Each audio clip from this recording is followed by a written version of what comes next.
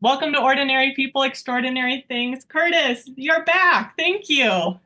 I am. Thank you for having me again. Yeah, I'm excited. So, if you have not checked out Curtis's first interview, we will link that. You need to listen to that because we're not really going to go over the same things because we had so many people listen and watch, and they want to know more about you. And so, Man, thank you for being on again. absolutely, absolutely. Anytime that God opens the door for me to share His story through my life, I'd love the opportunity. So, Well, could you give us three words or phrases to describe what your life is now? my life now, definitely redeemed. The life that I live now, if you look at that event that happened in my life and you look at it now, the only word that would explain that would be redeemed. Um, the other, blessed beyond measure. My wife, my kids, just the environment that God has put me in, definitely is a blessing to me. And the third one, I don't know. I would say just content. Mm, Very content with what God has brought me through, the highs and the lows. Just this contentment for sure. mm. That's good. That's really good. Mhm. Thank So you. if people don't know who you are, I am going to ask them to go to episode 84. It's called Forgiveness and Purpose in a Jail Cell. Yep. So you were in jail or prison for about 5 years. Is that right? Yes, that is correct. Okay. Yep. And for second degree murder, is that also correct? Yes, I was charged with second degree murder. The judge, after going through trial, the judge ended up dropping it down to a 10-year manslaughter charge. So instead of the 50-year second degree murder, I ended up with a 10-year manslaughter charge, which because of overpopulation, the time gets cut in half. So I had the 5-year sentence basically. Okay. Yeah. And if someone's like just coming into this, I'm sure that that piqued their interest of, okay, what's happening? Yeah, So again, absolutely. go to that story. But in our first episode, you talked about a man who came to Jesus while you were in prison, but then you also kind of said that there was other things that were obviously going on when you were there and other people that you impacted. And so many of us, thankfully, um, don't get into that situation. But what a place for you to not just, I don't be angry, be Yeah, frustrated, be I mean, there's so many things that you could have been, or just I'm just getting through this. I'll yeah. just watch TV. I have no idea. But it seems like you use this time to be deliberate with where God had placed you. Yeah, it took about 3 months of being in jail that I was still stuck in that like why? Like God, forgive me, forgive me, forgive me, Mm. forgive me. And after about 3 months, it was one night I was praying and reading, and it was like God said, Curtis, I forgave you the first time you asked, and I've been standing here with my arms open, waiting for you to give your whole life to me. I don't want just the convenience of me, of you to have the convenience of me. I want you to completely surrender your life to me, every step, every word, no matter where you are. And that night when I realized that, I was able to fully accept that forgiveness that God had given me. And then I had to face that question that you're talking about, like, okay, what do I do now? Like, I'm Yeah. here. Yes, I'm here because of mistakes that I made. But what do I do now? And that option of just kind of getting through and even maybe being bitter of why do I have to go through this when so many other people have done the same thing that I did, went out on their 21st, and they're not sitting in here. Like, why do I could have chosen that, but instead, just the way that God impacted me that night, I was able to change my prayer from God, forgive me to, okay, God, here I am. I'm your servant. Use me where you need me. And from that point on, I I remember a conversation on the phone with my parents, Mm. and my mom was just obviously really struggling through this time. Um, and I remember telling her, Mom, don't think of this as me being in jail. Think of this as me being on the mission field. Mm, Because in here, there are a lot of people that know God, they know God's words. In fact, most of the guys in there knew the Bible better than I did. And I grew up my whole life in the church and in a Christian home. But the difference is people didn't live out Jesus. They didn't walk the walk. It was all talk over here, but then when that was done, that door is shut and you move on and then you're someone totally different. And so I realized pretty quick that people didn't want to hear about God because everyone knew about God in there. mm, And they wanted to experience who God was through your life. And so pretty soon I figured out just rubbing shoulders every day with the guys gave me opportunities, just continuing doing the same things. Like go every morning, I'd go out in the day room and read my Bible. Um, and just that in itself led to guys would kind of see who I was and see that I was different. And they would get off the phone and they had a hard conversation with an attorney or their family, and they would come in my cell and just open up and just, hey, Curtis, I noticed that you have a faith. Like, I don't know what to do here. Like, this is going on, and I'm just overwhelmed. And at that time, my my pastor that had been coming in had encouraged me to memorize verses, and so it was amazing how many times guys would come in and they would say something and it would trigger hey, this verse right now, you need to hear this. mm. Um, and so I'd just be able to speak God's word on them. And it was amazing just that in itself, that interaction of, um, yeah, that a lot of guys aren't able to have because obviously, like you said, you're not in that situation, but being able to be in that environment with them and just be someone that was just different allowed me to minister for Christ in there in many ways. It's really beautiful. I think of how maybe some of our listeners are in a job or Mm. somewhere else where they don't want to be, but I hope that this encourages them, hey, wherever you are, have that be your mission field. Yeah, yeah, and I think too, like there's a lot of times you bring up a good point. Like there's a lot of people that you talk to, and they're just like dredging through life almost. Mhm. Maybe it is their job that they feel like they're stuck in. They're like, I don't have a passion. And I think if we change our focus, like there's different chapters of our life that we go through. And if we change our focus from this is what I have to go through to, hey, I can, I can be an example for Christ, even in this time that I feel like is wasted time. It's not going to get me anywhere. There's nothing good going to come out of this. It's it's in those times if we just change our focus to okay, God, I don't see the good in this. I don't see what is the fruit that will be produced, but God use me even in this time in my life. I think that is something that we look past so many times. We try and look for what's next instead of what God has put right in front of our face. Mm, And yeah, I think I would encourage everyone who is listening to just take a step back and say, okay, what am I looking towards and what am I missing? What opportunities has God given me right here, right now in my life? yeah. And I can't really think of anything more stuck than in a jail cell. Like, or, Yeah. we're talking about, oh, I feel stuck in this position, I feel stuck in here, but you are literally stuck, Yeah. Yeah. allowed to Absolutely. leave.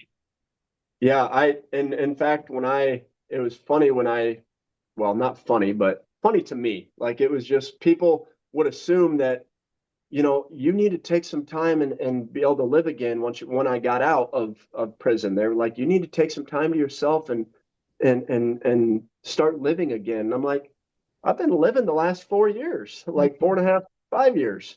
God has used me even in there. It wasn't wasted time. In Mm, fact, I when I go and speak, a lot of times I will share the fact I wish I could take back the night of my 21st birthday and what happened to Mr. McEwen. But all the time that I spent in jail, all the time that I spent in prison, it's through that time, through that hardest time in my life, that God turned me into the man that I'm supposed to be in him. Not who I necessarily saw myself being or wanted to be originally, but who God intended me to be. It was time that he that he had my full attention, mhm. and was able to speak into my life that I probably wouldn't have given him the time for if I had all the distractions of the world. I'm sure you must have gotten down or frustrated or depressed. I'm not sure. But if you did, how did you get out of that situation? Yeah. So I can think back to a couple of times that I did feel overwhelmed. One time in particular, well, I'll share two of them. One time was when a good friend of mine passed away while I was sitting in jail. Um, Someone who I had hung out with for the last 2 years before my 21st birthday. And so that time for me was probably just that relationship that I desired, and I couldn't even be there to just kind of have that closure. That was probably one of the hardest times for me in there. There was another time that I remember, and that time I did like I wept for a couple of hours, and it was cool to see even in that some of the guys uh, comforting, like trying to show comfort. And even I remember this one guy, he wrote a poem and he ended up sending it to my parents. And it was all around this event that happened. It was just cool to see how even that in itself um, could be a witness. But another time, I remember sitting in there and just feeling overwhelmed, and I desired to cry. I desired to just just feel this like I don't know. I can't even put it to words, but I desired to just cry and just be in that pity. But there was just a peace, even in that God gave me. Every time every day I'd get up and there'd be 10 new letters or something from people of my community that would send me notes and cards and things like that. And I just had this peace, this overwhelming peace that was like, no, it's okay, Curtis. I have you. I have you in my arms. And I remember just feeling that overwhelming presence of God in that time when I was feeling as though I was overwhelmed. Mhm. But all I could do is just smile and thank God for him seeing me through that time. So I don't know if I really answered your question. There was a time that I felt that and I wanted to feel it even more at times. I think that we can kind of do that. We want to feel um, downtrodden sometimes. And I think that we have to remember that God sent his son Jesus to earth to take care of all that, to conquer that death, to conquer that overwhelming feeling. Um, yeah, I don't know. It's just God just was able to bring me peace even in that hardest time of my life. Mm. Did you or do you feel shame about what Mm, happened? yeah. Um, so I got to start that off with I have a very guilty conscience, um, to the point of I had a girlfriend right out of high school, and I ended up, long story short, kissing another girl, and I felt so bad the very next day I had to go and confess that to my girlfriend. And so in saying that, fast forward to this, um, I remember sitting in jail and seeing Mr. McEwen's face come up on the screen for the first time on the news, on the TV. And I remember like there was no recollection of ever seeing Mr. McEwen prior to that point. And to this day, I don't have that shame. I think God has protected me from that. I do have a remorse, if that makes sense, that I know that because of the actions that I chose to do that night, Mr. McEwen ended up dying. No matter how that happened, because since I chose to go and get drunk the way that I did, I ended up in his environment and he ended up dead.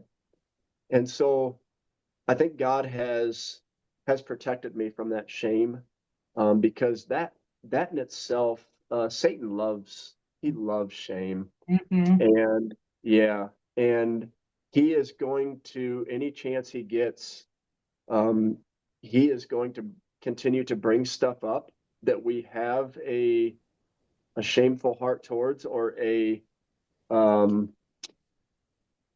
things that we haven't let go, that we haven't fully surrendered to Christ. I say a lot of times when I speak, I talk about that night that I was talking about earlier, that I realized that God forgave me. I was able to do something that I think every single one of us needs to do, and we need to fully accept God's forgiveness. And in fully accepting God's forgiveness, we need to be able to forgive ourselves for those sins that we have committed. We need to understand that God, as holy as He is, He's willing to forgive us. And if He's willing to forgive us for those things, then who are we to say, yeah, but I can't forgive myself? I can't let go of that. Like, I deserve this punishment. And God says, no, no, Jesus, I sent Him to pay for that. So fully accept God's forgiveness. And in that fully accepting God's forgiveness, are there still consequences for our actions? Absolutely. But that shame of man, I can never get past this because this is what defines me in life. That won't be there. That won't be there, because it is understanding that what Jesus did on the cross, it matters. It matters, and it paid the penalty in full. Hmm. That's so good. I know a lot of people live with shame, and I so love your answer. And I do like how you said that remorse and shame are two different things, right? And Yeah, I yeah. like that a lot. How do you not be defined by this, but then also you're so willing to talk about it and share your story? How do you balance that, I guess? Yeah, yeah. Um, yeah, I look at there's a lot of people that do allow, and I think it is Satan really making them think back to one event in their life, and telling them, hey, this is who you are. This is Hmm. who you really are. And that isn't God. God doesn't view us like that at all. Um, so thankfully, through that forgiveness that God has given me, that event that happened that night with Mr. McEwen doesn't define me. And being able to speak about it, I don't, yeah, I don't know. I think it allows me to help other people, as you're talking right now, help other people understand that one event in their life doesn't define who they are. I mean, you think of a bunch of examples in the Bible. You think of David, and the sin with Bathsheba, or with even going farther than that, and killing her husband, putting him on the front line of the war.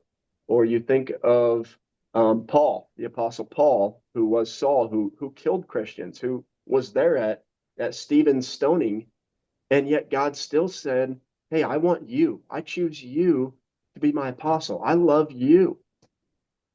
So I think that we need to if we are allowing one event in our life to define who we are, apart from the fact that Jesus dying on the cross and that forgiveness he offers of us accepting that, that should define who we are.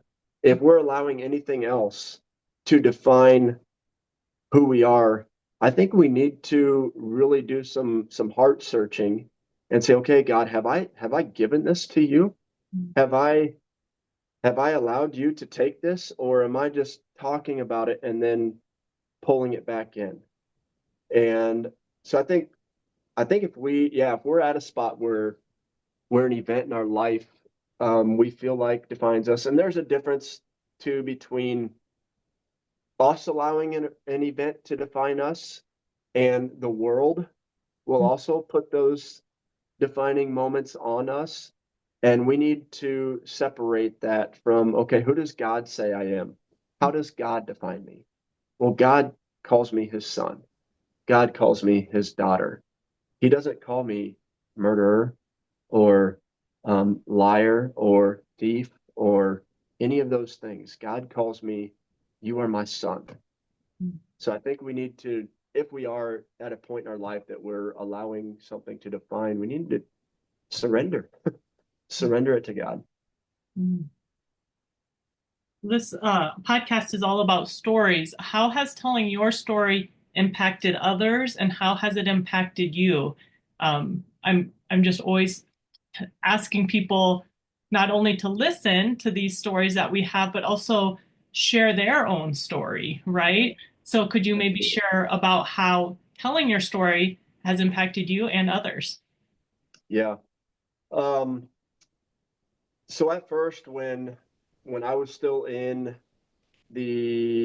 prison, my dad had been asked many times to speak and share my story to youth groups and stuff. And so it began clear back then. And then when I got out, um, I was obviously like asked if I would come and share.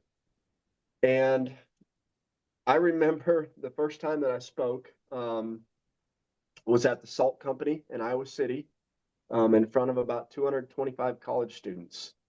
And I had spoke in front of a group of about 50 one time before that, before I went to prison. And halfway through my talk, I had passed out. Like, so No, public speaking was not my deal. And so I remember going up there and just feeling this before I went up there, my heart is just sitting up here, just pounding. But my prayer before was, God, I can't do this, but you can. And I think in sharing our stories of what God has done in our life, um, yeah, it's not only like encouraging others to to see redemption and to see God's love in your story, but it is also helping you surrender because we become vulnerable as we speak and share our life. There's a vulnerability, and it is a surrender. It is okay, God, I'm going to do this, not because I necessarily want to, but because I know that your name is going to be glorified. And so for me, it's surrender. It's God's story in my life. It's not mine to hold. It's what God has done in my life. So I'm going to continue to share it. Um, for other people, I after about I don't know, I'd been probably 6 months, 7 months. I had been out and I had shared my story a few times, and I'm just like, okay, what am I doing? Is this doing anything? And I was sitting in church service at Veritas Church in Iowa City, and all they were doing baptisms, and they do like these little video testimonies on the screen before the baptism. And this young lady gets up there, and um, pastor's asking her questions, and he said, when did you give your life to Christ? And she said, well, I grew up in a Christian home, and it wasn't until Curtis Fry came and spoke at the Salt Company that I realized that I needed to fully surrender to Christ instead of just go through the motions or do things because it was the right thing to do. And at that point for me, it was it was just that clarification of, hey, I'm going to use this. Um, and knowing that it impacted one life was enough for me to continue. And I know there's been a lot of other people that it has impacted, and I've heard testimonies from people. Some people have emailed me and sent messages and just encouraged me to continue sharing because of the impact that it had on them or their kids or stuff like that. So yeah, stories are powerful. Wow, that was amazing. Thank you for sharing that. Yeah. When you got out, was it hard to re-enter? Mm, Was it did you know your purpose? Did you I know yeah. you said that you felt like you were ready to go and you hadn't just been sitting there and everything like that, but was it still kind of difficult or did you know what you were going to be doing next? Yeah, I had no idea. I knew that when I had got out, I had a job lined up through a guy in my parents' church, and so I knew that I had to being on. I was still on parole at that time, and so I had to have a job and be in the same area and all this kind of stuff. So I didn't I didn't have that like exact purpose, like that exact, hey, where am I going? But I knew that um, sometimes we get stuck in not seeing far ahead in our life. And so we're like, well, what am I working towards if I don't have that exact direction? And I would say I was probably at that point in my life. I was one that after high school, I was ready to settle down and be married and start a family. Like that was just a strong desire in my life. And obviously now I'm at this point that we're talking about, I'm about 26, 25, 26. And I still was ready. That was something that was strong in my life. Like I wanted to find someone that I could spend the rest of my life with. And I didn't know exactly who that was or where that was or what I was doing. But I knew that God had a plan for me. And I knew that as long as he continued to ask me to speak and share my story, that he would continue to provide for me. And so no, I didn't have a exact purpose. And I forget the first part of that question. There's two parts there. Oh yeah, was Um it hard to re-enter society? yeah, yeah, re-entering. So that was as I when you hear someone say institutionalized, people coming out of prison, that is a real term. Um, I was, cell phones were out when I went in. When I came back out, I remember walking into a Taco Bell and just being overwhelmed with decisions that I had to make. And I remember looking at my mom and saying, "What do I do?" And I had ordered at a Taco Bell hundreds of times in my life before this. But that 4 years of not having to make decisions, it definitely made it hard. I forgot how to drive. I had to like relearn. Like there's just this anxiety almost that came with getting in that car for the first couple of times, and figuring all that stuff out. Because when you don't do the same stuff over and over again, you do kind of lose that skill that you had acquired. So yeah, it was hard. Um, but again, like God just continued to give me opportunities. And I think in those times when we don't know exactly what we're supposed to do, we just do what God has told us to do. And that is to continue to live a life for Him, live a life surrendered to Him, continue to work out our salvation, as it says, and just continue to put one foot in front of the other until there is that clear path in front of you that you know that, hey, this is where God is leading me in life. That's good. And you were in there for I I I mean not really a short time. I don't want to minimize that in Yeah. any way. but some people are for a very long time. I can't imagine Yeah, how institutionalized they must feel after, you know, two, three, four times as long as you were in there. yeah, That would be very yeah, difficult. absolutely. There's one guy that I kind of after this event, so we'll kind of take a sidetrack here maybe. So I had one time while I was in prison that I got in a fight, so to speak, and it was this guy who we worked on the rec staff together. We got transferred from Fort Dodge to Rockwell City together. We got put in the same room. We were in the same, there's 10 guys in the cell, and I was top bunk, he was bottom bunk. Knew each other really well.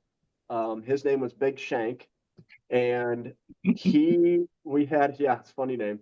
He was one of the biggest guys on the camp. Like he was one of the biggest guys, had like a 500-pound bench press, just a big dude. And there were two chairs in the cell, and he would always lay his clothes out over the chair.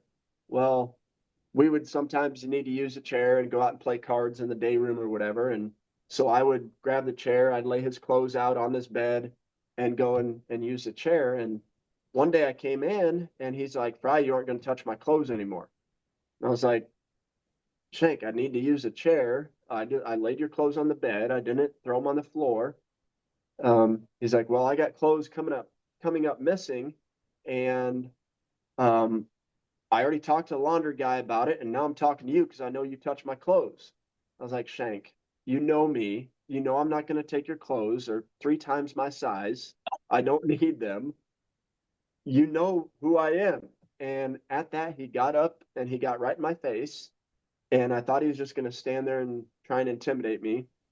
But then he reached up with both hands, put both hands around my neck, lifted me up off the ground, shoved me up against a bunk. And I remember I just put my feet against a bunk and pushed as hard as I could to get him off of me. And it completely tore my sweatshirt in half on the way back. And that was it. And he went and sat back down on his bunk and we talked. I'm like, what is going on? Like, what just happened? And that would have been all it would have been. But Johnny was in the room there and he really didn't care for Big Shank at all. And so as soon as he grabbed me, he went down to the correction officer's desk and was like, hey, big guy's choking him. Big guy's choking him. You need to save him. And so they came up and of course they heard about a fight. So then they had to investigate and see if there was. And my neck was just bright red and shirt torn and everything. So we both ended up having to go to the hole, is what it's called. So solitary confinement. And I had this conversation with him and just starting to really play back the events that kind of led up to that and talking about this institutionalized. Big Shank was up to see, this was November, and he was up to see the parole board in December.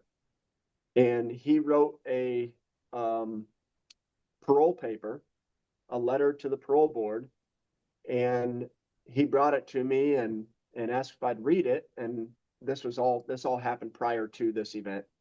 And I read it, and it was kind of that mixture between third grade grammar and gangster talk.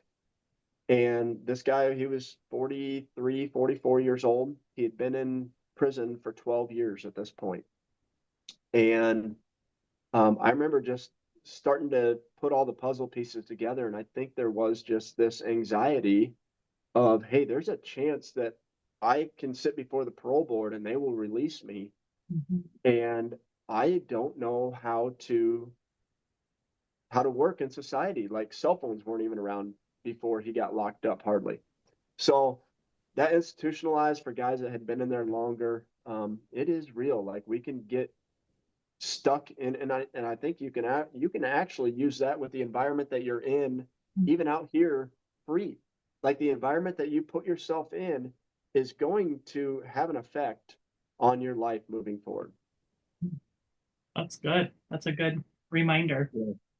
Well, I've had some people ask, and you kind of alluded to you wanted to be married, and Yeah. you're married, you have a family. Do you mind telling us a little bit about them? Yeah, absolutely. So I got to share the story of how I met my wife, Yes. if I can. So, as I was in Rockwell City Prison, there was a Bible study that would take place, and some people from the outside would volunteer and come in and help lead it. And a couple of ladies were coming in and helping out this Bible study, and I shared my story a couple times and just kind of chatted with them. And pretty soon, this lady went and got on Facebook and looked up my parents and kind of verified my story with my mom to make sure I wasn't, you know, telling a big lie, which, believe it or not, that people lie in prison. Um, People lie everywhere, so right? they do. That is very true. So then she went home to her daughter, and she's like, "You need to meet this guy." And her daughter's like, "Mom, are you kidding me? You're trying to hook me up with a guy in prison. Like, really?" So Jordan came in, and it was just kind of, "Hi, I'm Curtis. Hi, I'm Jordan." There was no other conversation. And she came in a couple of different times. And it wasn't until about a year after I had gotten out of prison. Jordan worked at Hope Ministries here in Des Moines as the one of the chapel coordinators, and she asked if I'd come and share my story to the men at the shelter. And so I came up here one afternoon and shared at the chapel, and then I stayed up here in Des Moines with her and her brother. They had a house in Johnston, and I stayed with them. And that night we just stayed up talking about life until about 3:30, 4 o'clock in the morning. About a week and a half later, um, we started dating. And about a week and a half later, we're sitting there at a campfire, and we look at each other and say, "We're going to get married." No. And it took me 3 months to propose to her. And 11 months after we started dating, we got married. Oh So my that was, goodness. yeah, that was June 1st of 2013. Yes, June 1st, 2013. So that was 11 and a half years ago. And so, yeah, that story in itself, and I do have to put a disclaimer in here. Um, any of you young girls that are listening to this video podcast, do not go to prison to find your husband. It's not a great idea. So, but yeah, since then now, God has blessed us with three kids. We have Avery, who's 9, Brayton, who's 7, and Carter, who is 5. And we live on an acreage out in Dallas Center. And my wife and I own a construction company cabinet shop, and God just continues to bless us with work. And we also serve as the young adult leaders at our church, and I sit on the elder board at the church. And yeah, God is just He's pretty cool how He has taken. If you look at again that moment that could define me, that the world might say does define me, if you look at that and then what God has brought me through to the point that I am now, um, I don't know. There's no way that you can deny that there is God, and that He desires to give us blessings, and yeah, just give us enjoyment in life too. Yeah. I like how you said the defining in the words, and the world could define you as a convict or whatever Mm-hmm. they would want to. And I'm sure that some people do just because people are people. But Yeah, reminding yourself, no, I'm a son of the Most yeah, High. that's right. Amen. Amen. Well, this has been so fun. So glad we got to Yeah, do this. Well, I absolutely. always like to end my episodes. I'll end with just a couple this time, but what are you grateful for right now? What am I grateful for? I am grateful for the people that God has put in my life. That when I am when I am feeling overwhelmed or overburdened or feel like I have too much going on, there are people that I can talk to, that I can go to just have one that to put life into perspective for me, because sometimes we can have blinders on. And so I'm thankful. Yeah, I'm grateful for those people that God has put in my life, including my wife and some really good friends that I have right now. That's good. What kindness have you shown or what kindness have you received in the last week? I guess a kindness that I have seen is a young man in our young adults.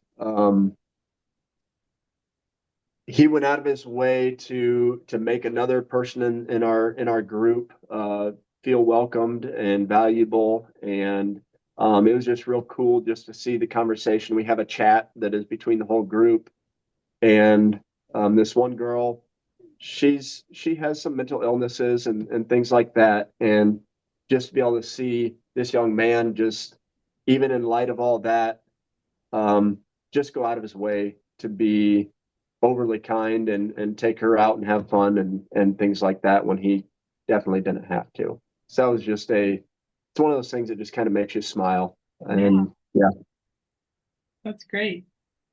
Well, thank you for being on.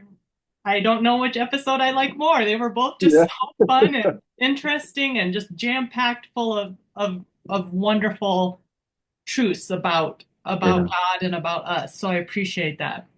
Amen. Amen. Thank you. Yeah, I love sharing about Christ. I love encouraging people to not just talk about God. Don't separate your life, basically. Don't separate your work life and your God life, or your family life and your God life, or your fun life and your God life. It is all God's life, and be that light in every aspect of your life. Be that light for Christ. He desires every part of us. He desires that full surrender. And so any chance that I get to just remind people of that, I'm going to jump at the opportunity for the sake of Christ. Well, thank you. I appreciate your time, and I know that our listeners are going to be so impacted by this. So thank you. Absolutely. You are very welcome. Well, on Ordinary People, Extraordinary Things, your story is His glory.